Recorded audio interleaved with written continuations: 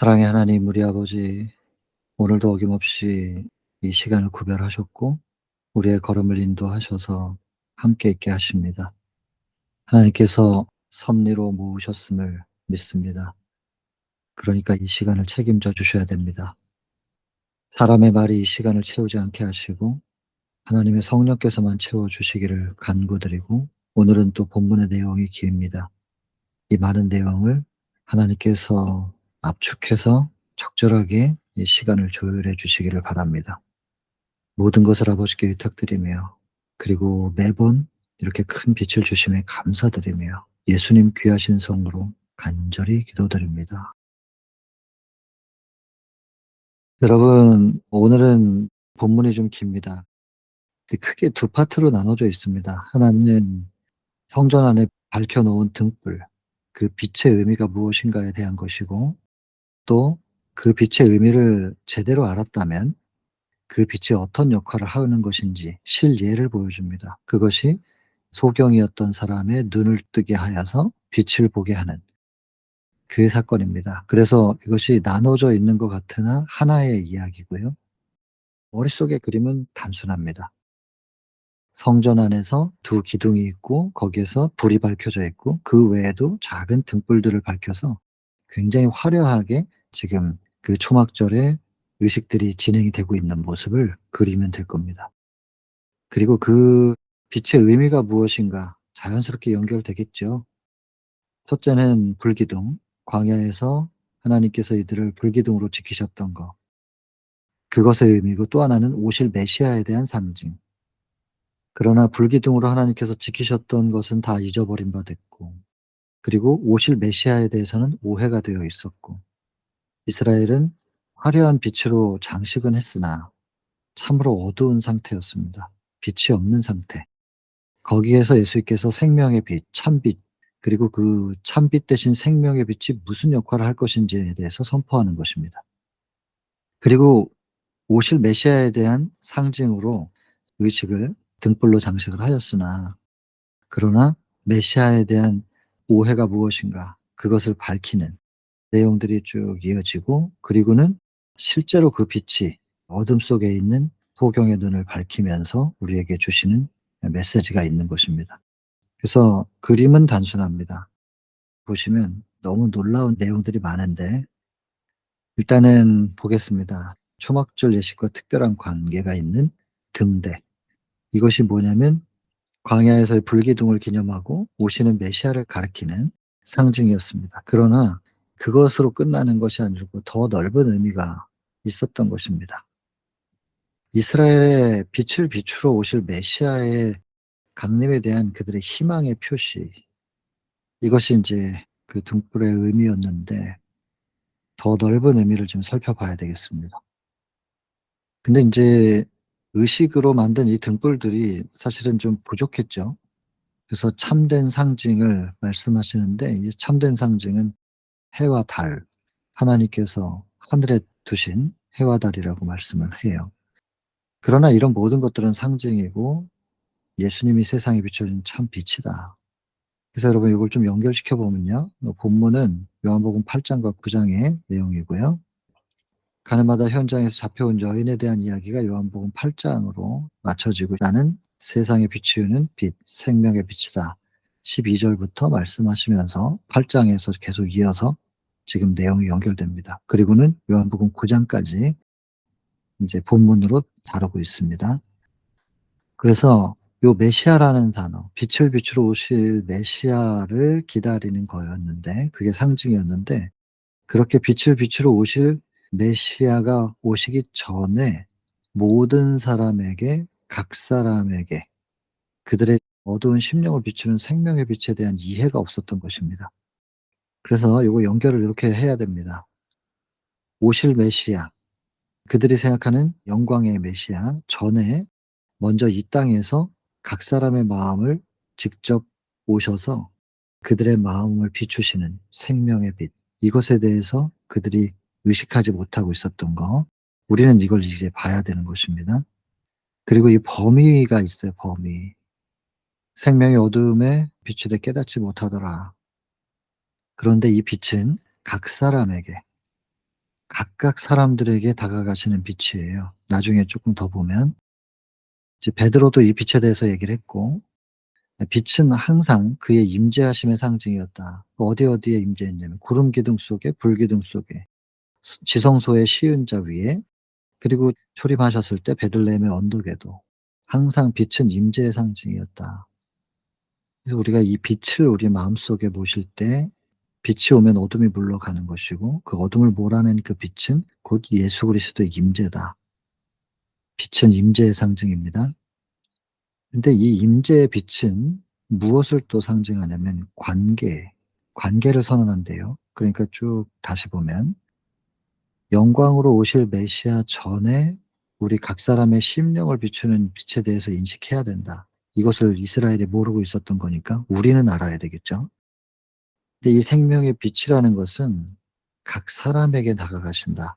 그래서 후에는 뭐가 나오냐면 이방에게 비치는 빛, 온 세상 땅끝.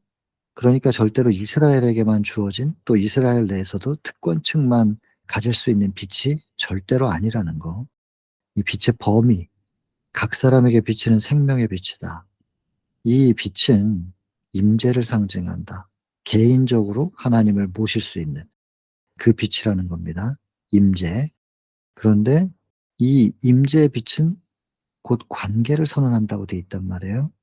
하나님과 예수 그리스도와의 관계, 예수님을 빛나게 하시는 하나님.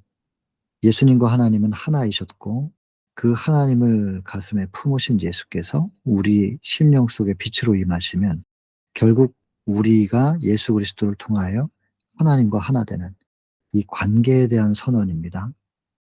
그리고 이것은 이스라엘에게만 국한되지 않고 태양이 온 세상에 비치는 것처럼, 그래서 성전 마당에서 빛나는 등불이 상징으로서 부족하다는 거예요.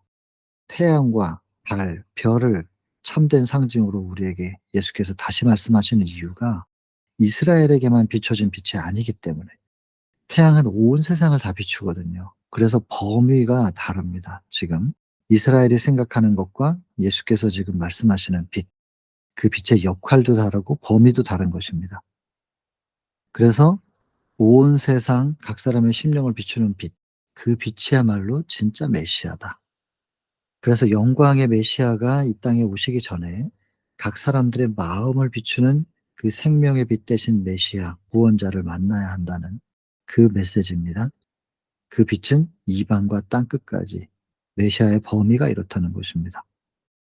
여기 보시면 그가 가라사대 내가 나의 종이 되어 야곱의 지파들을 일으키며 이스라엘 중에 보존된 자를 돌아오게 할 것. 이 역할을 해야 됩니다. 이스라엘 중에서 보존된 사람들, 야곱 지파 일으키는 일 해야 되는데, 그러나 이것은 오히려 경한 일이다. 작은 일이에요. 그러면 진짜 큰 일은 뭐냐면 이방의 빛을 삼아 땅 끝까지 이 빛을 전하는 일. 이것이야말로 큰 일인 것이죠. 이 큰 일을 하기 위하여 먼저 빛을 받은 이 선택된 백성들을 깨워서 이 큰 사명을 바라보게 하는 것. 이런 사명이 주어져 있었다는 것을 다시 깨닫게 하는 것. 그렇게 해서 그것을 깨달은 사람들이 온 세상을 향해서 나아가는 것이 진짜 큰 일이지, 이스라엘만 깨우는 것이 다가 아니라는 얘기입니다. 이런 걸 가르치시니까 바리새인들하고 관원들이 또 똑같은 질문이에요. "넌 누구냐? 참난 때다. 정체가 뭐냐?" 여기서 예수님께서 내가 그리스도라고 바로 말씀하시면은 더 이상 대화를 못 해요. 바로 공격받으니까. 그래서 나중에 얘기하세요. "내가 메시아다라는 얘기는 나중에 하시고 우선은 살짝 피합니다. "나는 처음부터 너희에게 말하여 온 자다." 하면서 살짝, 주님께서 늘 대답을 그런 식으로 하시잖아요. 피하시면서 내가 메시아라는 주장이나 증명을 하려고 하시지 않고 내가 하나님과 어떤 관계인지, 지난 시간에도 말씀드렸잖아요. "나는 하나님께로부터 보냄받았기 때문에 자격이 있다." 그럼 "네가 하나님께로부터 보냄받았다고 하는 증거가 뭐냐?" 그랬더니 "나는 하나님의 말씀을 말하지 않느냐." 너희는 유전을 얘기하고 신학을 얘기하고 인간의 견해를 얘기한다. 그러나 나는 오직 하나님의 말씀을 말한다. 이게 첫 번째 자격 조건입니다. 그다음 두 번째, 나는 나의 영광을 위하여 말하지 않는다. 내가 옳다고 주장하지도 않고 나에게 주목시키려고 하지도 않고 내가 인기 있으려고 하지도 않고 공명심을 가지고 내세우지도 않습니다. 나는 오직 나를 보내신 분의 영광을 위하여 일한다. 너희는 어떠한가? 정치적 기득권을 유지하기 위해서 백성들의 시선을 끌어당기고 있는 그들의 모습을 백성들이 느껴요. 백성들이 지금 예수님과 지도자들 둘을 바라보고 있는 겁니다. 백성들이 판단을 할 일인 것이죠. 예수님은 당신이 주장하기보다는 판단하게끔 하시는 것입니다. 그리고 기준을 명확하게 말씀하셔요. 지난 시간에도 그랬고 이번에도 하나님과 하나됨을 보이시는 것입니다. 자신을 증명하기보다는 내가 하나님이랑 어떤 관계가 있는지, 이것을 "너가 누구냐?"라고 하는 질문에 대한 답으로 지금 예수께서 말씀하시면서, 그러면서 "진리를 알지니 진리가 너희를 자유케 하리라." 진리, 하나님의 말씀을 제대로 알면 분별할 수 있을 것이고, 분별할 수 있게 되면 자유를 경험한다 이 말입니다. "네가 누구냐?"라는 질문에 대하여 약간 동문서답 같지만 늘 이런 식으로 예수님께서는 피해서 말씀하세요. 그냥 질문에 즉답 A냐 B냐 하면 A다, B다 이렇게 말씀하시기보다는 이렇게 돌려 말씀하시는 겁니다. 그랬더니 또 트집 잡죠. "우리가 지금 충분히 자유로운데 무슨 자유를 또 얻어야 된다는 말이냐? 우리가 종된 적이 없다." 그랬더니 아까 빛에 대해서 그들이 오해하고 있었던 것처럼 지금 자유에 대한 것도 참 빛이 무엇을 비추는 빛이어야 되는 것인가? 지금 여기 자유도 어떤 국가로부터 속박되는 얘기가 아니라 죄의 종, 죄로부터의 자유. 그러니까 완전히 적용이 다르잖아요. 이스라엘이 생각하는 빛과 자유, 예수께서 말씀하시는 빛과 자유, 다른 얘기예요. 단어는 똑같은 단어를 쓰고 있는데 내용이 완전히 다르잖아요. 우린 이걸 식별할 수 있어야 되는 것이겠죠. 그랬더니 인제 보면 "죄의 종이다." 이 말씀을 인제 하신 것이죠. 그들은 악령의 지배를 당하고 있었기 때문에 도저히 예수께서 말씀하시는 내용이 뭔지를 식별을 못하는 것입니다. 자유를 말할 수 있을지라도 자기들은 자유롭대요. 그런데 가장 비참한 종살이 가운데 빠져 있다. 우리를 진짜 자유롭게 하는 게 무엇이며 우리를 정말로 옭아매고 있는 게 무엇인지 구별하지 못하는, 자유를 말할 수 있을지라도 가장 비참한 종살이 가운데 빠져 있는데 모르는 거예요.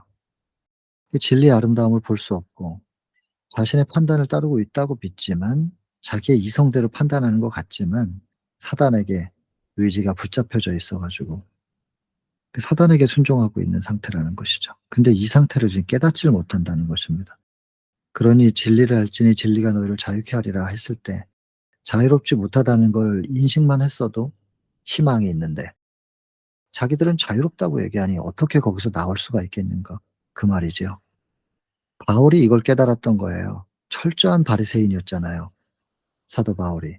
그런데 "내가 율법의 의로는 흠이 없다."라고 자부했었던, 빌립보 3장 6 절에 자부했었던 그 바울이 로마서 7장 9 절에 "내가 전에 법을 몰랐다. 내가 전에 법을 모를 때는 내가 의롭다고 살아 있었는데 계명이 나에게 이르매 참된 계명이 나에게 오니까 그 앞에 비춰진 나를 보니 나의 죄는 드러나고 의롭다고 했던 나는 죽었도다." 로마서 7장 9 절이잖아요. 그걸 깨닫고 나서 새롭게 발견한 그 율법, 그 계명에 온전히 부합되기 위하여 바울이 몸부림치다가 결국엔 자기 힘으로 안 된다는 걸 깨닫고 예수님을 붙잡는 얘기가 로마서 7장 9 절부터 25 절까지 얘기입니다. 그리고 결국엔 예수 그리스도로 인해서 하나님께 감사한다 하고 깨닫고 나서 8 장으로 넘어가서 1 절에 그리스도 안에서는 정죄함이 없는 것이고, 2 절에 생명의 성령의 법이 사망의 법으로부터 나를 해방시켰다. 여기 좀 나오네요. 8 장. 이게 사도 바울의 경험이라는 것이죠. 우리도 이걸 경험해야 되는데 본인들이 자유롭지 못하다는 걸 깨닫지 못한 상태에서는 희망이 없죠. 지금 그래서 여태까지 빛에 대한 이야기, 자유에 대한 이야기 두 가지 한 겁니다. 그리고 참된 빛을 받아들임으로 어둠으로부터 벗어나는, 그다음에 참된 자유를 경험하는, 이 얘기 지금 하고 있는 겁니다. 근데 이것은 강제가 없다는 것입니다. 선택할 자유가 주어져 있고 그리스도에게 복종할 때 일어나는 변화, 이 변화가 곧 진정한 자유라는 거예요. 그 여기서 말하는 복종이라는 것은 무엇이냐면 우리는 정로의 계단 5 장이 있기 때문에 이 복종이라는 단어를 오해할 필요가 없습니다. 복종은 곧 헌신이잖아요. 나를 드리는 것. 나를 내 죄된 본성을 하나님께 맡겨 드리는 이것이 곧 복종입니다. 완전히 엎드려서 내 힘으로는 안 됩니다. 이거 책임져 주세요. 이것이 곧 헌신이면서 곧 복종이죠. 그렇게 됐을 때 예수께서 우리의 죄된 본성을 그분의 빛으로 물들이고 그분을 상징하는 그 가죽옷으로 덮어서 가시와 엉겅퀴가 올라오지 못하게 하는 그 상태. 거기서 우리는 자유를 경험해요. 여기 보시면 죄를 버리는 것은 스스로가 해야 할 일이다. 강제가 없으니까 스스로 선택해야 된다는 얘기인데 이 스스로가 죄를 버리는 것을 해야 된다는 이 말 굉장히 오해가 또 생길 만한데 그래서 늘 말씀드리지만 한 문장만 따 가지고 활용하면 안 된다는 것입니다. 밑으로 읽어 보면 우리 스스로 사단의 지배를 벗어날 힘이 없다는 거예요. 이게 사실이에요. 그러나 우리가 죄에서 해방되기를 바라기만 한다면 정말로 죄로부터 벗어나기를 바란다면 그리고 크게 그 필요를 느끼기만 한다면 힘을 구할 수 있다는 거예요. 그리고는 성령의 거룩한 힘이 이것을 바라고 구하는 사람에게 불어넣어지면 하나님의 뜻을 이루는 의지의 지배를 받는다. 인간의 의지는 썩은 새끼줄과 같은데 내 의지가 아니고 성령의 거룩한 힘이 불어넣어진 성령께서 붙드시는 의지. 이것의 지배를 받으면 벗어날 수 있다는 거죠. 그러니 이게 철저하게 믿음의 의잖아요. 근데 여기는 죄를 버리는 것은 스스로 해야 된다 이렇게 해 놓으니까 이 문장을 가지고 얼마나 오해를 많이 하겠냐고요. 스스로 해야 할 일인데 여기 바로 밑에 나와 있잖아요. 스스로는 안 된다고. 그럼 우리 보고 스스로 뭘 하라는 얘기인가요? 죄를 버리기 위하여 뭘 하라는 거예요? 정말로 원하면 구하라. 그리고 성령이 우리의 마음속에 들어오실 수 있도록 마음문을 여는 일은 우리가 해야지요. 그리고 내 죄된 본성을 맡아 주세요라고 그분께 맡기는 것은 우리가 해야지요. 그것은 우리의 선택이에요. 그러니까 여기는 선택할 자유가 있다. 강제가 없다. 이렇게 말하는 거죠. 이 전체적인 의미를 볼 때 아무 문제 없잖아요. 근데 요 한 문장만 딱 보면 죄를 버리는 것은 스스로 해야 될 일이다. 스스로 해야 된다고. 죄를 버려야 된다고. 요 문장만 딱 따 가지고 시대의 소망 51 장에 이런 말씀이 분명히 있습니다 해 갖고 단톡에 뿌리고 그런 거 하지 말란 말이에요. 그러면 대단히 오해가 일어난단 말입니다. 하려면 여기서부터 여기까지 다 해야지. 그래야 제대로 이해가 될 거 아니겠어요? 여러분 이거 자주 말씀드리는 얘기입니다. 오해의 소지가 될 만한 부분들이 있어요, 번역에도 그렇고. 그러나 전체를 볼 때 그게 아무 문제가 없게 되는데 꼭 그렇게 한 문장, 한 단어 때문에 잘 나가다가 발을 헛딛는단 말이죠. 요거 많이 강조했으니까 이건 그냥 오해 없으시리라고 생각하고 여러분 인간이 자유를 누릴 수 있는 유일한 조건이 뭐냐? 그리스도와 하나가 되는 거. 이게 곧 영접이잖아요. 예수님을 영접하는 거. 예수 그리스도는 오늘날 성령으로 임하십니다. 성령께서 말씀을 우리 마음속에 새겨 주실 것이고 그렇게 하나가 되는 것입니다. 그렇게 되면 진리가 너희를 자유케 하리라. 진리가 말씀이고 요한복음 17장 17 절 그리고 말씀이 곧 하나님이에요. 요한복음 1장 1 절. 말씀이 육신이 되어 오신 예수 그리스도 14 절. 그래서 그냥 이게 딱 공식처럼 되어 있습니다. 영접하는 자에게 이 자유가 경험되어질 것이죠. 또 한 번 복종이 나와요. 하나님께 대한 복종, 순종. 이 모든 것들은 곧 헌신이라는 것입니다. 자 그다음에 바리새인들이 아까 자유 얘기할 때 뭐라고 얘기했냐면 "우리가 아브라함의 자손으로서 누구에게 종노릇한 적이 없는데 왜 자유를 얻어야 되냐?"라고 했기 때문에 자유에 대한 얘기를 먼저 하고 그다음에 참 아브라함의 자손이라는 게 뭔지를 설명을 하고 있는 거예요. 두 번째 자유함, 참 자손이 뭔지를 지금 얘기합니다. 결론이 뭐냐면요. 혈통적 후손은 의미 없다는 것입니다. 아브라함을 닮은 꼴 이것이 후손임을 증명한다. 이게 결론입니다. 이스라엘은 아브라함의 자손이 아니다. 그들은 그의 자손이 아니었다라고 얘기합니다. 혈통적으로는 틀림없지요. 아브라함의 후손인 거 틀림없지만 하나님께서 뭐라 그러시냐면 그들은 아브라함의 자손이 아니라고 지금 말하잖아요. 그러니까 절대로 혈통의 의미가 있지 않다는 것입니다.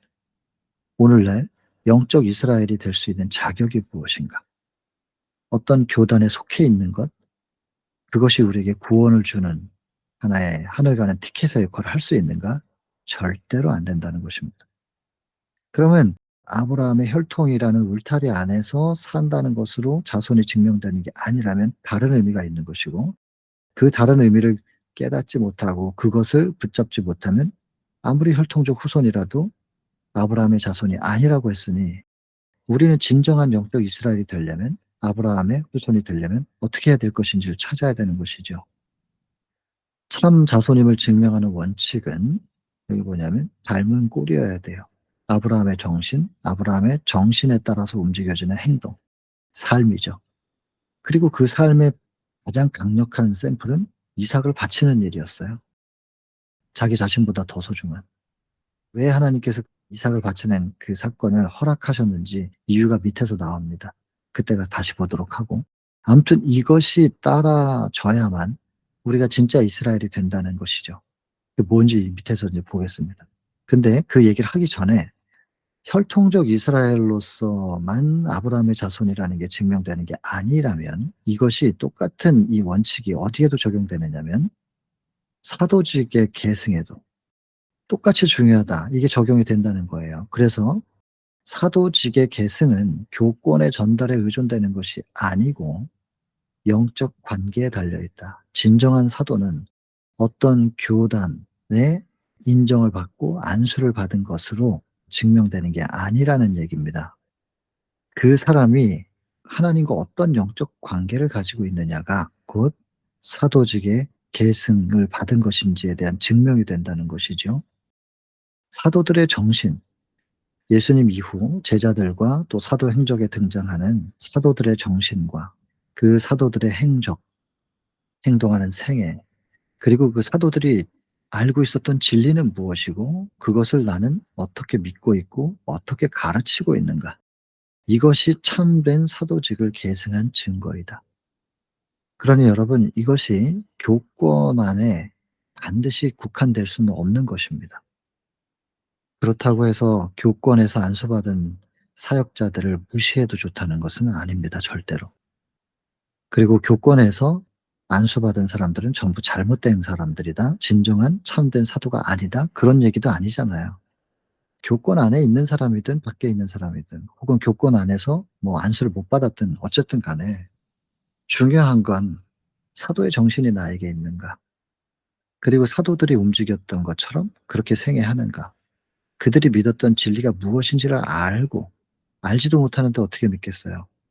사도들이 알았던 진리는 무엇인지 그것을 알고 믿고 그리고 그렇게 가르치는가, 이것을로 스스로 판단해야 될 겁니다. 진정한 사도직을 계승한 것인지 아닌지. 이것이 곧 아브라함의 혈통적 후손으로서 증명되는 게 아니라 아브라함의 정신으로 살아가는 사람들, 그것이 정말로 아브라함의 후손이다. 그래서 영적 이스라엘이 될 수 있다 라고 하는 원칙이 사도직에도 똑같이 적용된다, 그 말입니다. 교권의 인정이 중요하냐, 그것만이 절대적이냐, 그렇지 않다는 얘기입니다. 굳이 여기서 이걸 언급을 하셨네요, 여기에. 여러분, 중간은 없습니다. 아브라함의 자손이 아니면 전부 뭐냐? 사단의 자손이라는 거예요. 여기에 그렇게 적혀 있잖아요. 그들은 하나님의 후손이라고, 아브라함의 후손이기 때문에 우리 아버지는 하나님이시다, 뭐 이렇게 대답을 하는데, 예수께서 너희의 아버지가 진짜 하나님이었으면은 나를 알아봤을 텐데, 이렇게 말씀하시는 거예요. 너희의 아비는 마귀다. 그러니까 지금 나를 죽이려고 하지 않느냐? 너희의 속을 내가 다 아는데. 폭로하는 겁니다. 이 말씀에 대해서 정말로 솔직하게 받아들이기만 했었어도, 맞아, 우리가 지금 이렇게 속에 살인을 계획하고 있으면서 이게 하나님의 자녀라고, 아브라함의 후손이라고 말할 수 있나? 스스로에 대해서 인정했을 거예요. 그런 진정성도 없는 것입니다, 이들의 마음속에는. 안타깝게도. 예수께서 거절당하신 이유가 있습니다. 진리를 확실하게 말씀하셨기 때문이래요. 진리를 말씀하셨기 때문에 바로 그것이 유대인의 지도자들에게 그가 환영받지 못한 이유이다. 왜냐하면 그들이 잘못된 걸 굳이 지적해서 깨닫게 하기보다는 참으로 옳은 게 무엇인지를 세우시니까, 백성들이 볼 때는 '이쪽이 옳은 것 같은데?' 라고 하면 그 반대쪽에 서 있는 지도자들이 당연히 틀린 것이 드러나는 거예요. 그 틀린 걸 틀렸다고 지적하는 게 아니라 옳은 것을 바로 세워서 틀린 것이 드러나게끔 하는. 그 예수님의 존재 자체가 그들의 오류를 드러나게 하니까 환영할 수가 없는 것이죠. 진리는 순결하다. 섞인 것, 곧 바벨을 전하는 무리의 오류를 진리의 순결은 드러낸다. 그러니까 예수님의 진리의 순결성이 섞여 있는 게 바벨이잖아요. 인간의 견해들이 섞여 있는. 이것을 드러내기 때문에 어쩔 수 없이 예수님을 반대할 수밖에 없는 거고, 자기의 오류를 자꾸 드러나게 하는 예수님을, 그 빛을 어떻게든 없애버리려고 하는 것이죠. 그랬더니 예수님께서 "누가 나를 죄로 책 잡겠느냐." 예수님은 진리를 말씀하셨지만 동시에 진리대로 율법대로 생애하신 분이기 때문에 예수님의 말씀도 그들의 오류를 드러냈지만 예수님의 생애 자체가, 그냥 존재 자체가 그들의 바벨을 더 분명하게 드러내 주었습니다. 이런 예수님을 거절하는 걸 통하여 그들이 하나님과 아무런 관계도 없다는 것은 입증되고 있다. 이거 지금 계속 성전에서 주고받고 하면서 대화 나누고 있는 모습입니다. 머릿속에 그것을 그려 나가시고, 첫 번째는 빛에 대한 것이었고, 두 번째는 자유에 대한 것이었고, 세 번째는 아브라함의 후손에 대한 것이었습니다. 이 포인트만 기억하시면 됩니다. 성전에서 대화를 나눈 것까지는 그려지는데 무슨 대화를 나눴지? 이렇게 기억이 하나도 안 난단 말이에요. 첫 번째는 빛에 대한 거, 두 번째는 자유에 대한 거, 세 번째는 참된 후손에 대한 거. 이 세 가지예요. 그 빛도 기억을 굳이 하려고 하는 게 아니라 머릿속에 그림에 등불이 켜져 있잖아요. 초막절 장식하는 그 등불. 그 등불을 떠올리는 순간 '아, 빛에 대한 이야기였구나. 참빛.' 그리고 이 참빛을 마음속에 받아들인 사람들에게는 어두움이 밀려나가면서 사망, 어둠, 죄로부터의 뭐를 경험하겠어요? 자유를 경험하는 겁니다. 그러니까 자유에 대한 이야기죠. 그랬더니 지도자들이 "우리가 자유롭지 못하단 말이야? 우리가 아브라함의 후손인데?" 그렇게 얘기를 하는 바람에 참된 후손이 뭔지를 설명한 겁니다. 그냥 빛에 대한 거, 자유에 대한 거, 참 후손에 대한 거, 이 세 가지를 가지고 계속 대화 나누고 있는 거예요. 논쟁이죠. 그려지실 거예요, 요렇게. 내용이 많은 것 같아도 포인트만 딱 붙잡고 있으면은 내용이 다 무슨 내용인지가 그려지는 것입니다. 자, 많은 사람들은, 이 사람들이 어떤 사람들이냐면 성경을 읽다가요, 말씀 가운데 의문이 생기면 그걸 찾아내요. 일부러 또 찾아내요. 의문 나는 어떤 점을 찾아내어 가지고 공론을 벌이고 비평하기를 좋아해요. 이런 사람들은 이렇게 "왜 이렇게 하느냐?" 자기들이 다른 사람들이 찾지 못하는 의문을 나는 찾았다. 내가 이렇게 똑똑해. 내가 사상적으로 독립되고 지적으로 예리하다는 증거를 보이고 있다고 생각한다. 슬픈 일입니다. 그래서 말씀 묵상을 하다 보면 '내가 이런 관점에서 이렇게 독창적인 생각을 해냈어.' 이런 것들을 자랑하는 경향들이 생겨요. 여러 사람이 모여서 말씀 묵상할 때. 슬픈 일이거든요. 말씀을 자꾸 묵상하다 보니 그 말씀에 비춰지는 나. '내가 이런 인간이었네.' 자기 성찰. 그리고 그것을 하나님 앞에 드려서 해결하기를 원하는 인정과 고백. 이것을 통하여 그것이 영접되면 하나님께서는 우리의 인정과 고백을 받으셔서 해결하실 수 있잖아요. 그게 인제 우리가 헌신한 거니까. 그 하나님의 능력의 역사를 통하여 우리가 변화되는, 이런 단계가 이루어지는 게 말씀 묵상을 함께하는 의미입니다. 근데 난 이런 걸 찾아냈어. 말은 많고 예리하고 똑똑해 보이는데 변화가 안 되네. 그 사람은 말씀 묵상을 몇 년을 했는데도 하나도 변화가 안 되는 거예요. 그 변화가 없는 사람들은 여기에 포함됩니다. 많은 사람들. 요 많은 사람들 속에 포함되어 있는 것입니다. 스스로, 스스로를 판단해야 합니다. 내가 나를 볼 수 있어야 되는데, 지난 시간에도 말씀드렸지만 내 눈으로 보는 게 아니라 말씀의 거울에 비춰진 나. 말씀 앞에 나아가서 말씀의 거울 앞에 비춰진 나를 발견하는 것이고, 그럴 때 내가 스스로 그걸 해결하지 못하니까 하나님 앞에 더 드리고 더 매달리게 되는, 그걸 우리가 경험해야 되는 것이고, 그렇게 더 드리고 매달리는 게 곧 헌신이고, 이것도 가져가세요. 이것도 해결해 주세요. 이게 헌신이고, 그것을 기쁜 마음으로 헌신이라고 받아주신 하나님께서 우리를 변화시켜 주는 경험을 하는 것이 정말로 믿어서 의가 이루어지는 경험인데, 이게 신앙에서 이루어지질 못하면 아무리 많이 알고 떠들어도 울리는 꽹과리다 이 말이죠. 이게 사단의 후손들의 저예요. 성경을 가지고 같이 묵상하면서 요렇게 사단의 정신으로 그 속에 있는 것입니다. 스스로가 몰라서 그렇지 사단의 후손인 거예요. 기도해 줘야 돼요. 그들은 점점 더 하나님을 이해할 능력을 신속히 상실해 가요. 사단의 정신에 물들어서 성경을 보니까. 그 성경을 많이 공부하고 성경을 많이 아는데 하나님을 이해할 능력을 신속히 상실해 가는 것입니다. 하나님의 품성이 안 나타나요. 이 인간적 교양은 생길 수도 있는데 파고 들어가 보면 결국엔 자기 교만이고, 자기를 드러내는, 이건 하나님의 품성과는 정반대거든요. 점점 더 하나님을 이해할 능력을 신속히 상실해 가는 것입니다. 여러분, 꽃이 태양을 향하듯이 해바라기 혹은 숲에만 가도, 꽃이 아니어도 돼요. 숲에 가서 동서남북 구별할 수 있는 방법. 항상 해가 떠 있는 쪽이 남쪽이란 말이에요. 동쪽으로 떠서 서쪽으로 지지만 남쪽으로는 항상 해가 그쪽에는 떠 있어요. 이게 해가 이동하는 방향이죠. 그래서 숲에 들어가서 방향을 알 수 있는 방법은 똑같은 나무라 할지라도 가지가 한쪽으로 더 길게 뻗어 있습니다. 그리고 더 무성해요. 숲에 가서 확인해 보세요. 이것이 하늘이 안 보일 만큼 우거진 정글 속에서 방향을 잡는 방법이에요. 군인들이 배우는 건데, 남쪽으로 더 많이 가지가 무성하고 뻗어 있어요. 왜냐하면 그쪽이 남쪽인 거예요. 태양이 많이 떠 있는. 그래서 어떻게든 태양을 더 받으려고 하는 식물들의 몸부림이죠. 여러분, 이게 자연도 이렇단 말이에요. 식물 하나도, 나무 한 그루도.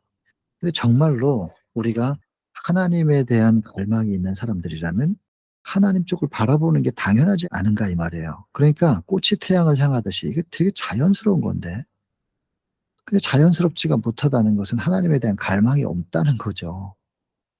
스스로가 자기를 판단할 수 있는 기준이 될 겁니다. 유대인과 아브라함 대조를 합니다, 대조. 아브라함은 정말로 간절히 바랬대요. 죽기 전에 메시아를 바라볼 수 있도록 매우 간절히 기도를 드렸대요, 해바라기처럼. 그랬더니 하나님께서 이 사건을 버리신 거야. 아들을 바쳐 보라고. 간절히 하나님을 바라는 사람에게 이런 무시무시한 요구를 하시는 거예요. 근데 이 무서운 시련이 아브라함에 이른 이유가 무엇이냐? 1 번, 창세기 12 장에 등장하는 아브라함의 거짓말. 그죠? 믿음의 조상으로 세우기에 합당하지가 않잖아요. 갈대아 우르를 떠날 수 있는 믿음은 있었는데 애굽에 가서 목숨이 위태로우니까 자기 수단 방법으로, 믿음의 의가 아니라 자기의 행위로 자기를 구원하려고 하잖아요, 창세기 12 장에. 근데 이게 한 번만 있었던 게 아니고 창세기 20 장에 보면은 블레셋에, 그랄 땅에 가 가지고, 이제 애굽에서는 다 알아요. 근데 블레셋은 몰랐나 봐요. 그래서 또 아브라함의 그 아내를 취하려고 하니까 그때 또 거짓말했어요, 2 번씩이나. 근데 아브라함이, 믿음의 조상인 아브라함이 2 번씩이나 이렇게 실수하는 것이 저한테는 왜 이렇게 복음으로 다가오는지요. 여러분들에게는 어떠신가요? 사단은 아브라함을 믿음의 조상으로 세울 수 없다고 참소해요. 하나님께서 "그런가?" 그러면서 창세기 22 장에서 그 사건을 벌인 것입니다. 그래서 창세기 12 장과 20 장까지는 좀 볼품없는 아브라함. 그러나 22 장에서는 내용을 아시잖아요. 증명이 돼요. 그럼 21 장에서 무슨 일이 있었던 거예요. 뭐냐면 도저히 아이를 낳을 수 없는 상태의 아브라함과 사라에게 이삭이 생기고 태어났어요. 창조주 하나님 만난 거예요. 첫째 천사 기별을 경험한 거예요, 확실하게. 창조주. 창조주만이 하실 수 있는 거구나. 인간의 힘 상식으로는 있을 수 없는 일인데 아이를 낳았네. 그 창조주를 만남으로 첫째 천사의 기별이 이루어지니까 바벨론에서 나오는 거예요. 바벨론, 마지막 바벨론, 자아잖아요. 이삭은 자기보다 더 소중하거든요. 근데 그 이삭을 향하여 칼을 내리칠 수 있는 바벨론에서 나오는 모습이 보이는 거예요. 그랬더니 하나님께서 딱 붙잡으셔서 아이에게 아무 손 대지 말라고. 이제 알았다. 이제 알았다는 건 하나님이 알았다는 게 아니고 하나님은 중심을 보시는 분이니까 미리 아셨죠. 그러나 이제 알았다. 그 말은 이제 알게 해 주었다. 누구에게? 참소자들, 사단에게도, 그리고 지켜보는 우주 거민들 앞에서도. 아브라함 네가 어떤 믿음으로 성장했는지 로마서 1장 17절 믿음으로 믿음에 이르게 하는 성장한 믿음이 되었다는 것을 증명할 수 있게 되었다. 그래서 그것은 prove예요. 증명하게 되었구나. 이제 알게 되었구나. 그래서 증명을 위하여 그 시험을 주신 게 첫 번째 이유. 두 번째는 아까 읽으셨잖아요. 간절히 바라고 간절히 기도했다고. 아브라함의 기도의 응답이에요. 그럼 그 기도의 응답은 메시아를 보기를 원했던 건데 그 메시아의 영광의 재림의 모습을 보기 전에 아브라함이 먼저 뭘 깨달아야 되냐면 하나님의 사랑을 깨달았어야 되는 거죠. 영광의 메시아가 오기 전에 십자가가 먼저 있어야 된다. 하나님께서 아들 예수님을 네가 이삭을 바치듯이 이 과정을 통해서 네가 괴로웠던 마음이 곧 내 마음이야. 내가 내 아들을 너희의 구원을 위하여 이렇게 주는 거야. 그걸 깨닫고 나서 재림의 영광도 보는 겁니다. 아브라함이 이삭 바치는 이 사건을 하나님께서 허락하신 이유, 이 세 가지입니다. 이 이유로 이 사건을 허락하셨고 아브라함은 볼 거 보고 깨달을 거 다 깨닫고 증명될 거 다 증명된 겁니다. 이 아브라함의 정신, 우리는 정말로 예수님을 갈망하나요? 정말로 그분을 보기를 원하시나요? 정말로 메시아를, 구원자를 만나기를 원하시나요? 이런 갈망, 비록 두 번씩이나 자기의 힘으로 자기의 생명을 구원하겠다고 믿음을 놓치고 자기의 행위, 자기 수단 방법 썼던 아브라함이지만 그러나 예수님을 그렇게도 갈망해요. 내가 이 모양 이 꼴이라도 구원자이신 예수님, 메시아를 갈망합니다. 그랬더니 하나님께서 끝내 깨닫게 하시고 증명도 하시면서 이끌어내시잖아요. 물론 과정에서 아픔이 있었어요. 그러나 그 아픔은 무엇을 위한 거예요? 우리의 구원을 위하여 증명해야 되니까. 사단이 참소하지 못하도록 증명해야 되고 떳떳하고 당당하게 구원하기 위하여 증명하시는 거예요. 그러면서 동시에 우리의 갈망을 들으시고 기도의 응답으로 하나님의 사랑을 깨닫게 하시고 영광의 재림을 보게 하신다 이 말입니다. 이것이 우리 속에 경험되어져야 우리도 아브라함의 후손이 되는 겁니다. 진짜 갈급하시나요? 내가 지금 어떤 모양인지는 중요하지 않습니다. 밑에 소경 나오는데 그 사람이 무슨 죄 때문에 그렇게 됐는지, 누구의 죄 때문에 그렇게 됐는지 과거는 중요하지가 않습니다. 지금 그 사람이 보기를 갈망하는가? 그리고 그 갈망이 있다면 그 갈망을 하나님께서 은혜로 그리고 능력으로 역사하셔서 어떻게 보게 하시는가? 빛을 보고 빛 가운데 들어가게 하시는가? 그게 중요하다는 거죠. 그러니까 지금 아브라함이 이렇게 두 번씩이나 파렴치하게 거짓말하고 하늘을 향하여 고개를 들 수 없는 부끄러운 짓을 했지만 "내 아내가 내 아내 아닙니다." 뭐 이러면서 여동생입니다. 참 부끄러운 짓을 하였지만 그런 아브라함이지만 그러나 내가 주님을 갈망한다 이거예요. 메시아를 구원자를 보기를 바랍니다. 내가 이 모양 이 꼴이기 때문에 더 구원자를 갈망합니다. 구원자 메시아 그리스도가 아니면 나는 벗어날 수 없는 속절없는 인생입니다. 그 아브라함의 갈망이 하늘에 닿은 것이고 하나님은 그 응답으로 이 역사를 이뤄내셨어요. 과정 속에서 아픔은 있었지만. 그러니까 우리가 지금 이런 갈망이 있다면 과거에 내 죄가 어떻든 그걸 생각할 게 아니라 구원자를 갈망한다면 붙잡고 나아가는 과정 속에서 가슴 아픔이 있을 수 있지만 우리가 계속해서 붙잡고 나아갈 때 이 아브라함의 경험이 우리의 경험이 될 수 있다는 것이죠. 진짜 아브라함의 후손이 되려면 정말 영적 이스라엘이 되려면 이 경험이 필요하다는 것입니다. 여러분, 내가 무엇을 가지고 여호와 앞에 나갈 것인가? 1년 된 송아지면 될까? 천천의 수양이면 될까? 만만의 강수면 될까? 하나님께서 그걸 기뻐하시는 게 아니고 오직 예수. 이런 재물로 우리가 속죄를 할 수 있는 게 아니라 오직 예수. 오직 예수님을 갈망하고 예수님께 나아가자. 결국 아브라함도 예수님을 본 거잖아요. 자기를 위하여 스스로 속죄할 수 있는 사람은 하나도 없다는 것. 이것이 선언되었다는 것입니다. 이것을 아브라함의 후손들이 알아야 될 건데 이스라엘은 끊임없이 이거 저 1년 된 송아지, 천천, 수양 이거 이런 거 여기에 집착한단 말이야, 재물에. 그러니까 아브라함의 후손이 될 수 없다는 거예요. 그랬더니 트집을 잡아 가지고 "미쳤구나." 이러면서 예수님을 인제 또 비난하죠. "네가 50도 안 됐으면서 아브라함을 봤냐." 그랬더니 예수님께서 "이제는 말씀하세요." 하실 말씀 다 했거든요. "아브라함이 나기 전부터 내가 있었다." 그랬더니 인제 또 발칵 뒤집혀지는 거예요. "이거 보라고 미친 소리 하고 있다." 이러면서 "그의 근본은 상고의 태초다." 그랬더니 소리치고 격동하고 이러면서 "저 말도 안 되는 소리를 하는구나." 하면서 돌로 치려고 하니까 예수님께서는 싹 사라지셨어요. 그러면서 결론 "빛이 어두움에 비치되 어두움이 깨닫지 못하더라." 이스라엘의 지도자들은 끝내 이렇게 깨닫지를 못했습니다. 이것이 초막절의 성전 마당에서 이루어진 대화입니다. 빛에 관한 거, 자유에 관한 거, 진정한 아브라함의 후손에 대한 거. 요 세 가지의 큰 주제로 대화들이 나누어진 것입니다. 그러면서 이제는 실제적으로 소경을 만나요. 그 빛으로 자유함을 경험하고 출교는 당하지만 아브라함의 후손이 되는 경험. 위에서 얘기했던 이 세 가지가 소경에게 이루어지는 실제적인 얘기입니다 이제는. 누구의 죄입니까? 이거는 제자들도 이렇게 생각하고 있었던 것이죠. 그랬더니 예수님께서 누구 죄 때문이 아니고 하나님께서 이 사람을 위해서 하시는 일, 하나님의 일을 나타내고자 하심이니라. 그러면서 침을 뱉고 진액을 이겨 가지고 신라한 못에 가서 씻으라 이렇게 하셔요.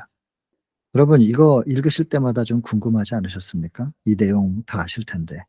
그냥 말씀으로 "눈 떠라." 하면 눈 뜨면 되는데 왜 굳이 침을 뱉고 진흙을 바르고 실로암에 가서 씻어야 되느냐? 왜 이런 방법을 취하셨을까요?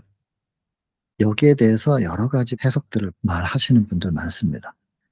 그거 다 틀린 얘기는 아니겠지만 다 성령께서 주신 나름의 해석이겠지만 저는 이 챕터에서 그 답을 찾아야 된다고 생각합니다. 영감에 그래서. 그래서 조금 이따 그 답이 나옵니다. 왜 이렇게 하셨는지. 읽어 보겠습니다. 어쨌든 요 스토리 다 아시죠? 소경 눈뜨게 하는 얘기. 이 소경 눈뜨게 하는 얘기는 다시 언급하지만 위에서 초막절 등불에 대해서 얘기하면서 대화가 이루어졌던 첫 번째 참빛 그리고 자유. 참빛이 우리 속에 영접됐을 때 어둠을 몰아내는. 그래서 어둠, 죄악, 사망 그것으로부터의 자유. 그래서 참빛 그다음에 자유 얘기 나오는 것이고 자유 우리가 종 노릇 해본 적이 없는데 왜 자유가 필요하냐? 우리는 아브라함의 후손인데 그랬을 때 참된 아브라함의 후손이 어떤 것인가 설명하는 얘기 그 세 가지가 이 소경에게 나타난다는 것. 참빛과 참자유 그리고 출교를 당했을지언정 아브라함의 자손이 된 것. 요 세 가지가 이 사람에게 나타나는 얘기입니다. 그게 인제 실제적인 예를 들어 보여주고 계시는 거예요. 그 당시에 사람들이 일반적으로 어떻게 믿고 있었냐면 고통은 형벌이다. 죄의 결과라는 거죠. 그러니까 고통받는 사람들은 전부 죄인인 거예요. 이렇게 생각했던 거예요. 그러니까 고통받는 사람들은 고통 때문에도 힘든데 주변에서 죄인이라고 하는 비난을 받고 '나는 구원받지 못하나 봐. 너는 인제 끝났어. 너 구원 없어.' 라고 하는 이런 가르침 때문에 얼마나 그들의 마음이 짓눌리겠냔 말이에요. 가뜩이나 고통 때문에도 힘든데. 그러면 그 고통받는 사람들을 위로하고 격려해서 어떻게든 일어나게 해 줘야 되는 게 그 예수 그리스도께서는 그것을 바라실 거 아니겠어요. 근데 그 당시의 종교가 신학이 고통받는 사람들을 더 괴롭게 했단 말입니다. 혹시 요즘에도 뭐 이렇게 잘못되면 이게 '하나님께 벌 받았다.' 그런 생각 가지고 계신 분들이 있을까요? 여기서 예를 들자면 욥기. 욥이 그렇게 고통받은 것들 전부 다 욥의 죄 때문이 아니었잖아요. 욥기가 창세기보다 먼저 기록됐어요. 먼저 욥기를 통하여 하나님께서 우리에게 알려주시고자 하는 게 뭔지를 알고 이 지구에서 일어난 대쟁투 창세기 3 장부터 일어나는 인간사 이걸 좀 이해하라고. 다시 말씀드리지만 빨간 안경 쓰고 보면 다 빨개 보이는 겁니다. 어떤 안경을 쓰고 이제 성경을 봐야 되는지를 욥기를 통해서 먼저 보여주신 거예요. 그 욥기를 이해하고 나서 창세기 보라고. 그래서 제일 먼저 욥기를 기록한 거죠. 욥기적 정서를 이해하는 거 대단히 중요합니다. 고통은 그 죄에 대한 형벌이 아닙니다. 물론 잘못된 길을 걸어가고 나의 잘못된 선택 때문에 고통당하는 경우가 없지는 않습니다. 그러나 여러분 이 소경을 대하시는 예수님을 보세요. 사람들이 물어봐요. 누구의 죄 때문이냐고. 그랬더니 그런 거 중요하지 않다는 거예요. 과거에 이 사람의 죄든 죄의 크기가 어떻든 실제로 그것 때문에 뭐 고통을 당하든 간에 그게 중요한 게 아니고 지금부터, 지금부터 이 사람이 빛을 갈망하기만 한다면 하나님께서 뭘 하시는지를 보자. 예수님은 여기에 관심이 있으신데 인간들은 자꾸 이 사람의 죄, 이 사람의 보이지 않는 어떤 어두운 부분, 거기에 관심을 가지고 비난하는 데는 빠르다니까요. 지난 시간에 공부한 것처럼. 예수 그리스도는 비난에는 느리고 용서, 이해, 격려에는 신속한, 우리가 그 예수 그리스도의 정신을 따라야 그리스도인이라고 인정받는 거 아니겠어요? 지난 시간에 우리가 봤는데 사람들은 어떻게든 비난거리를 찾습니다. 지금 저 사람이 주를 갈망하는지 안 하는지 그 관심 없고 저 사람이 과거에 이런 사람이었어. 이런 얘기하는 거 굉장히 즐거워합니다. 슬픈 일입니다. 사단의 정신이잖아요. 구원 없어요. 그렇게 하면 구원 못 받잖아요. 슬픈 일이죠. 근데 왜 모를까요? 내가 지금 이런 생각하고 이런 말을 하고 이렇게 비난하고 그리고 이런 부정적인 생각을 나만 가지고 있는 게 아니라 다른 사람들한테도 퍼뜨리는 사단의 통로의 역할을 하고 있다는 걸 왜 모를까요? 그리고 그냥 허용해요. 사단이 마음껏 자기를 사용하도록. 입을 허용하고 마음을 허용하고. 슬픈 일이에요. 예수님도 고통당하셨어요. 욥도 그렇고. 근데 전부 다 대부분 욥의 친구들처럼, 우리 알잖아요. 욥의 친구들 떠나갈 때 "너희들이 내 종 욥에게 한 말을 내가 기뻐하지 아니한다." 하나님께서 굉장히 불쾌하게 표현하셨단 말이에요. 그 욥의 친구들의 생각을 유대인들도 똑같이 하고 있었고 유대인들의 가르침에 의해서 제자들도 영향을 받고 있었던 거예요. 그러니까 이런 질문을 하죠. 제자들도 고정관념 어쩔 수 없었던 거예요. 근데 여기 보시면 누가 죄를 지었느냐 혹은 안 지었느냐에 대하여 논의할 게 아니래잖아요. 이런 거에 대해서 얘기할 게 아니고 소경의 눈을 밝게 하시는 가운데 나타난 하나님의 능력과 은혜를 깨닫도록 요청을 받고 있는데 하나님의 능력과 은혜의 사랑에 대해서는 관심이 별로 없고 무슨 죄를 졌대? 뭘 했대? 얼마나 했대? 누구야 그게? 누가 그렇게 한 거야? 이런 얘기하고 있다 이 말입니다.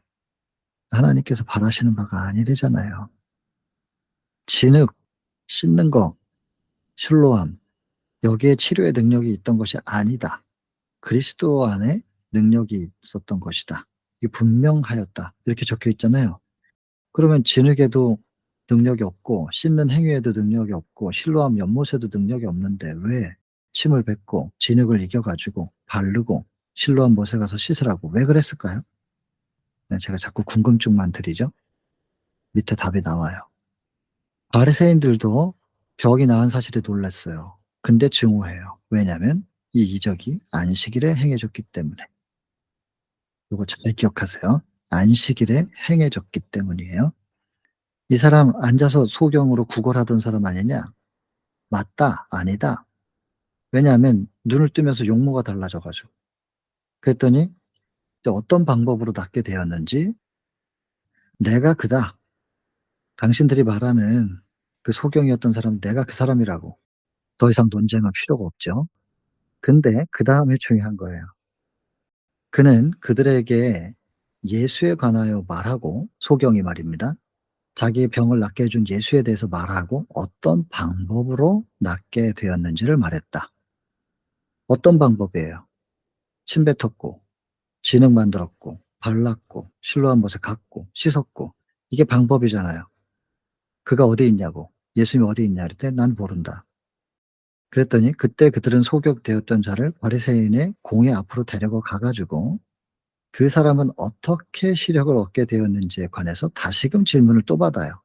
"어떤 방법으로 어떻게 시력을 얻게 되었냐?" 그랬더니 또 대답을 "진흙 발랐고 씻었고." 이걸 얘기하는데 이 사람이 안식일을 지키지 않는다고 하면서 하나님께로부터 온 자가 아니다. 이렇게 말하는 빌미가 된 거예요.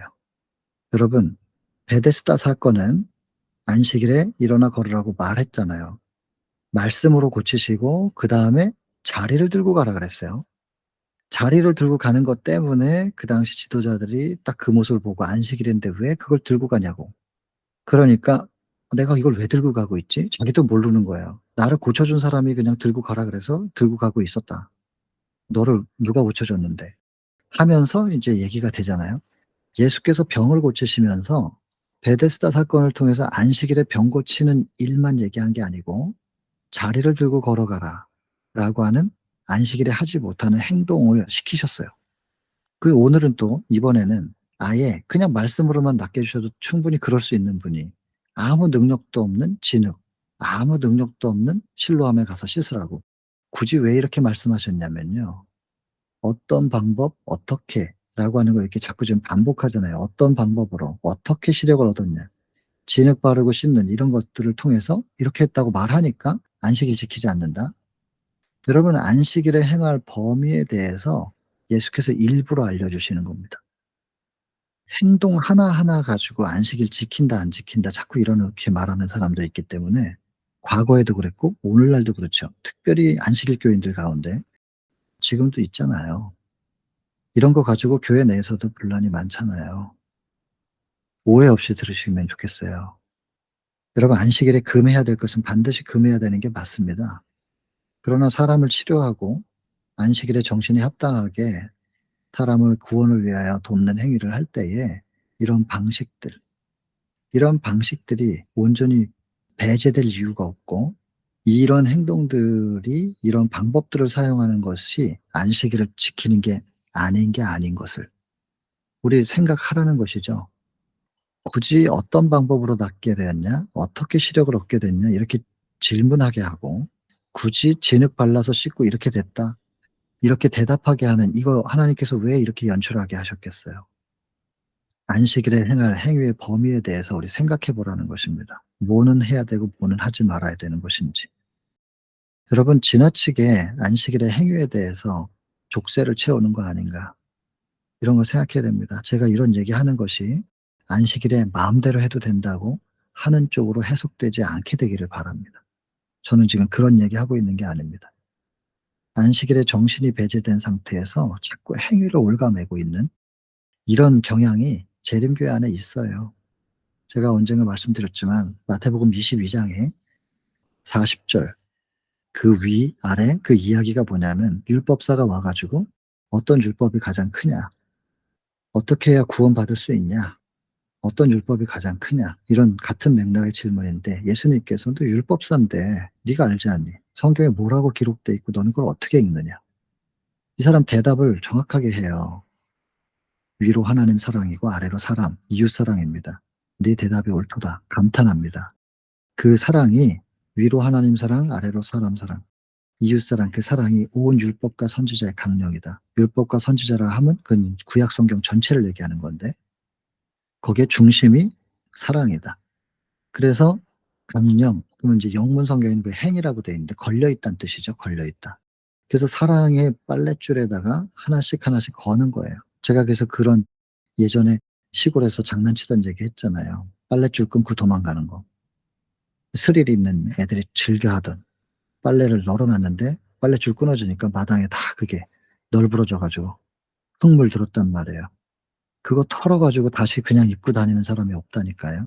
다시 빨죠. 다시 빨아서 다시 말려서 입죠. 빨랫줄 끊어져서 마당에 굴러다니던 옷을 그냥 입고 다니면 수치스러운 겁니다.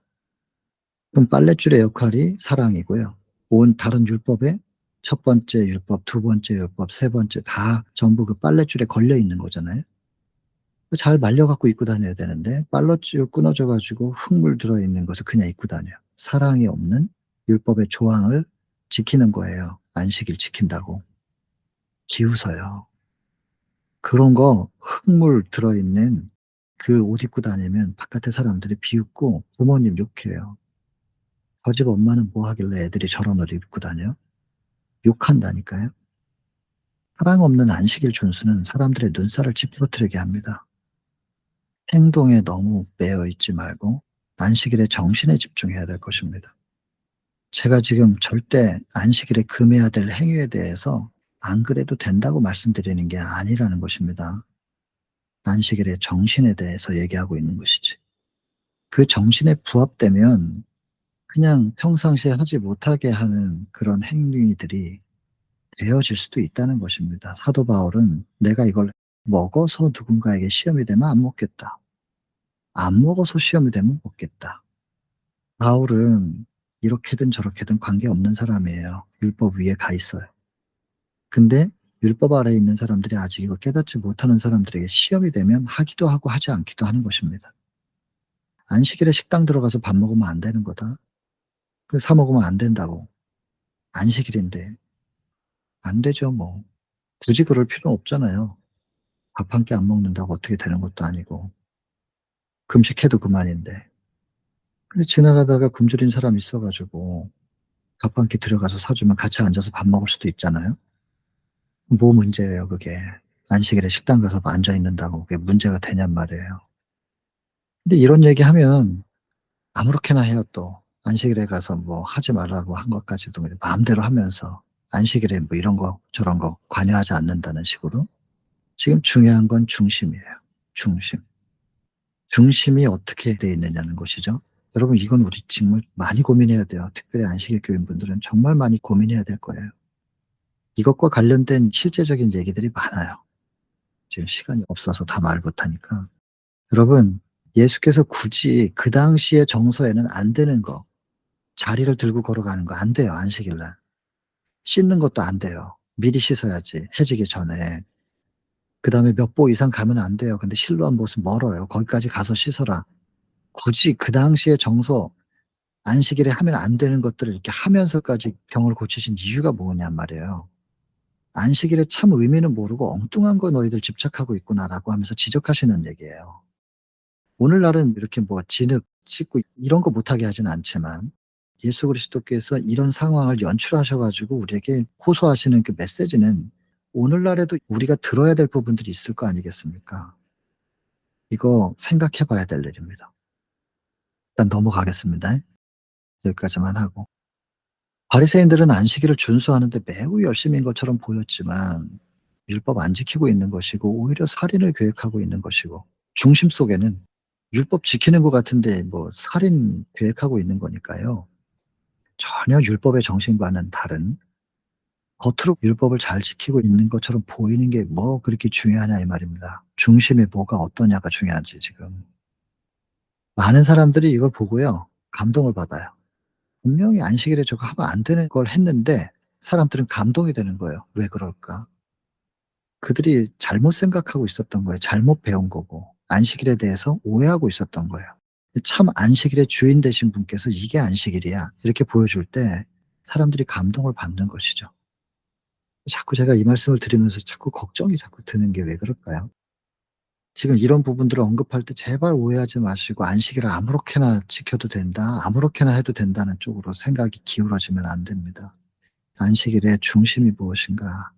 거기에 대해서 생각을 우리의 마음이 모여져야 된다는 그 얘기를 하고 있는 것이지 안식일의 준수가 무너져서는 또 안 되니까.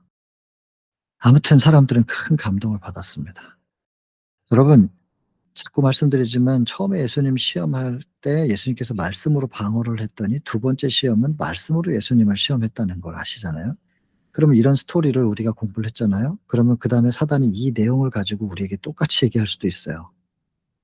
"안식일에 정신이 중요하지." 그러면서 아무렇게나 행동을 하면서 이 사건을 예를 들어 가지고 사단이 그렇게 말할 수도 있다고요, 우리한테. "안식일에 꼭 그런 걸 지켜야 되냐."고. "안식일의 중심이 중요하지." 이러면서 사단이 이걸 이용할 수도 있어요. 그러니까 좌로나 우로나 치우치지 말고 말씀의 중심을 잘 잡으시길 바랍니다. 사단은 치우치게 하거든요. 왼쪽으로 치우치든 오른쪽으로 치우치든. 종교 암흑기 거기서 벗어나려고 몸부림쳤는데 거길 벗어나게 해준 게 프랑스의 혁명이었고 그 혁명 때문에 사회주의, 공산주의 나왔어요. 그러면은 그렇게 온 인류를 어둡게 했던 종교 암흑기를 종식시켜 준 사상이니까 그건 옳은 것이냐? 아니거든요. 그 어둠 암흑기를 종식시키면서 사단이 또 다른 걸 들고 일어난 거예요. 종교 암흑기를 통해서 세상 사람들 장악했는데 사람들이 거기에 대해서 반감을 가지니까 그것을 종식시키는 또 다른 자기의 세력을 일으켜 가지고 사람들의 시선을 자기에게로 또 결국엔 겉모양이 종교 암흑기냐 사회주의냐 이게 달라 보이지만 그 뒤에는 전부 사단이에요. 그러니까 이쪽 아니면 저쪽이 옳은가 봐. 거기도 사단이 있어요. 여기도 사단이고. 그 중심을 잡아야 되는데 좌로나 우로나 자꾸 치우치면 사단에게 그냥 놀림당하는 거거든요. 자꾸 높아심 때문에 제가 말이 길어지는데요. 하여튼 여러분 중심을 잘 잡으시게 되기를 간절히 바랍니다. 예수님의 균형진 안식일의 선포에 대해서 사람들이 이렇게 감동을 받았습니다. 그러면서 죄인이라면 정말 저분이 저 예수라는 사람이 죄인이라면 어떻게 이런 표적을 행하겠느냐 이런 사람도 있고 또 어떤 사람들은 또 죄인이라고 하기도 하고 이게 계속해서 인제 논쟁이죠. 그러니까 인제 지도자들이 부모를 불러 가지고 위협하는 거예요. 이 부모를 위협해 가지고 어떻게든 예수님의 감화력을 떨어뜨리려고. 근데 인제 부모들도 살짝 발을 빼지요. 출교당하고 싶지 않으니까 "당사자에게 물어보라. 그가 장성했으니까. 근데 태어날 때부터 소경이었던 것은 맞다. 근데 지금 뭐 어떻게 된 건지 우리는 그거를 말할 수는 없으니까 아들한테 직접 물어보라."고 이제 그런 장면들이에요. 근데 바리새인들이 인제 궁지에 빠져 있는 거예요. 그들의 질문과 선입견, 사정이 확실함에도 불구하고 저희가 믿지 않는 이런 억지를 부리고 있는 상황들을 대중이 보고 있습니다. 특별히 배움이 많지 않다고 하는 그 당시에 좀 무시당했던 평민들이 눈을 열고 이거 보고 있는 거예요. 누가 진짠가? 누가 옳은 것인가? 보면 알잖아요. 이렇게 예수께서 증명을 하시는 거예요. 예수께서 빈번히 거리에서 이적을 행하셨고 이적들은 전부 우리의 구원을 위하여 직결되는 부분이었습니다. 구원을 위해서 해당이 안 되면 아무 이적을 행하실 이유가 없죠. 그 구원이라고 하는 정확한 토대에 뿌리가 내려진 상태에서 겉모양은 이렇게 하기도 하고 저렇게 하기도 했다니까요. 길 가다가 밀을 그냥 뜯어 가지고 비벼 가지고 먹기도 하고 모양은 어떻든지 간에 중심이 인류의 구원을 위하여 이적을 행하셨다는 것입니다. 이것을 대중, 특별히 평민들이 다 지켜보고 있는 겁니다. 양편의 언쟁은 매우 치열했다.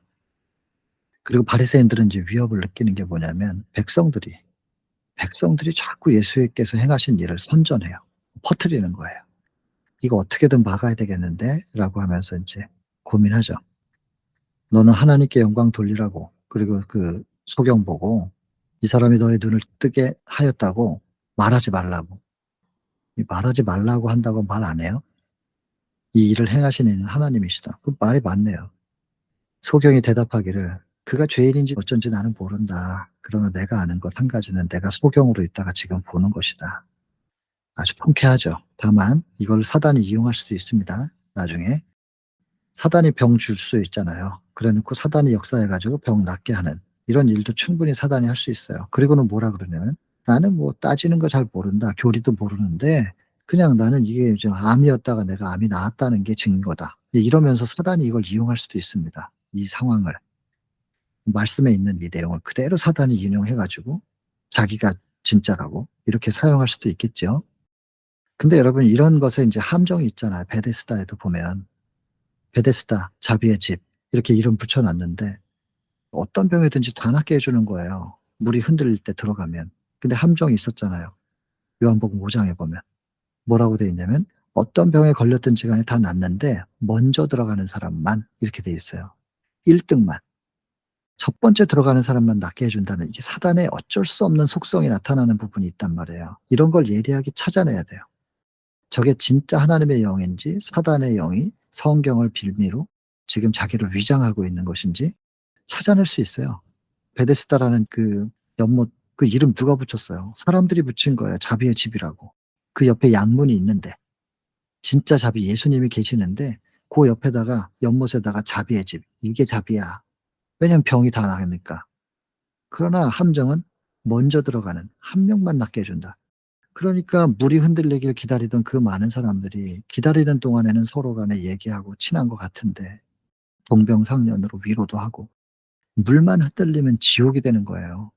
내가 들어가야 되니까. 내가 먼저 들어가야 되거든요.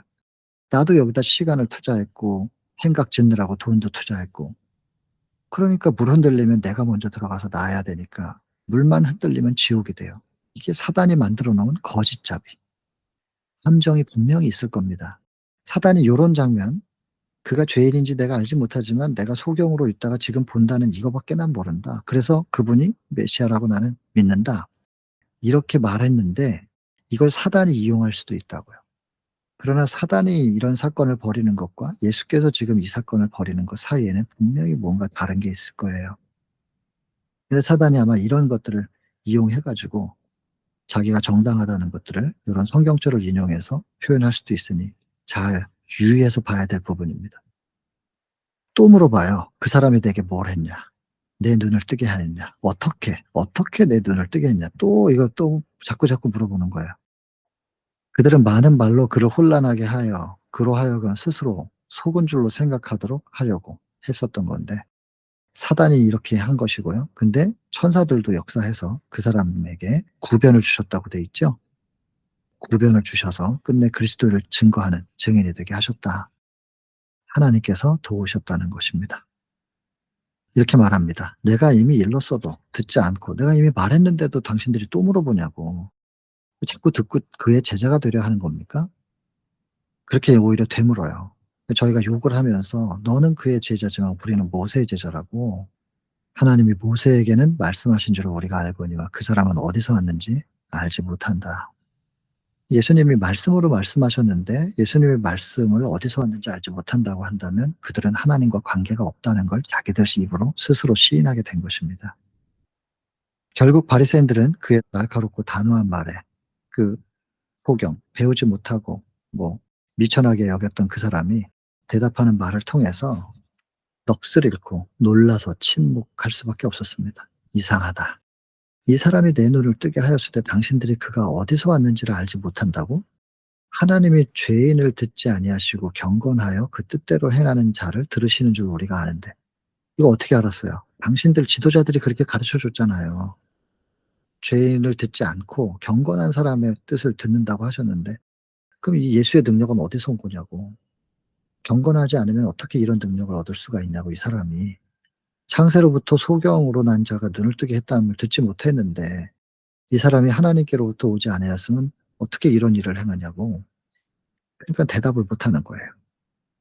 네가 온전히 죄 가운데 나서 우리를 가르치느냐? 이제는 뭐 그냥 윽박 지르는 것밖에 할 게 없는 거죠. 그리고 출교시켰대요.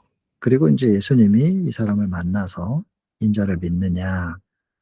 주여 누구십니까? 내가 믿고 싶습니다. 네가 그를 보았거니와 지금 너가 말하는 자가 그다." 육체적인 시력만 회복한 게 아니라 이해의 눈도 떴습니다. 그리고 끝내 그는 예수님을 영접한 것입니다. 대조가 이루어집니다. 예수님 마음에 상기시켜 주었다. 내가 심판하러 이 세상에 왔으니 보지 못하는 자들을 보게 하고. 여러분 이 심판하러 왔다. 이것도 잘 오해하지 말으셔야 되는데 요한복음 3장 17절에 내가 세상을 심판하러 온 것이 아니라 구원하러 왔다. 형벌을 내리는 심판에 대한 얘기입니다. 요한복음 3장. 여기서는 판결을 얘기하는 것입니다. 판결. 누가 어떠한지에 대한 판결입니다. 근데 18절에 보면 요한복음 3장 18절에 자기가 자기에게 심판을 내린다고 돼 있잖아요. 믿는 자는 심판에 처하지 않죠. 믿음, 생명을 영접한 게 믿음이니까 그런 사람은 사망으로부터 벗어나 있고, 생명을 받아들이지 않는 사람은 자기가 자기 스스로를 사망에다 둔 것입니다. 그러니까 자기의 심판을 자기에게 내리는 것이죠. 이런 차원에서 우리 생각해야 되는 것이죠. 여기서 말하는 심판은 판결입니다. 이쪽이냐 저쪽이냐를 이제 드러내시는 거죠. 형벌을 주시는 심판의 개념은 아닙니다. 눈먼 자를 보게 하고 흑암 가운데 있는 사람, 세상의 빛을 보게 하시고, 그 기적은 바로 그의 사명에 대한 증거였다.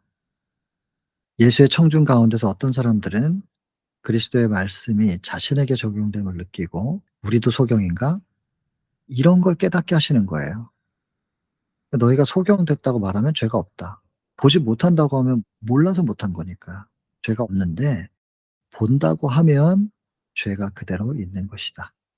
부족을 인식하는 모든 사람에게는 구원의 손길이 미칩니다. 그러나 부족을 고백하려 하지 않는 사람은 어쩔 수가 없는 것입니다. 그래서 심판을 하신다는 얘기는 누가 소경인지를 인정하고 누가 소경인지를 인정하지 않는가. 사실은 다 소경이거든요. 다 소경인데 누가 소경인지 아닌지를 인정하지 않는지에 대한 그 구분을 하러 오셨다는 얘기지요. 여러분 이렇게 해서 이제 이 이야기가 끝이 납니다. 첫 번째는 빛에 대한 거, 자유에 대한 거, 참된 후손, 아브라함의 후손에 대한, 그리고 이 세 가지가 이 소경에게 어떻게 적용되는가. 그리고 그 사람이 어떻게 빛을 보고 참빛, 생명의 빛으로 자유를 경험하고 참된 아브라함의 후손이 되는가에 대한 실제적인 얘기까지 이렇게 정리를 좀 해 보았습니다. 자, 이렇게 마치겠습니다. 우리 개인 기도하고 마치겠습니다.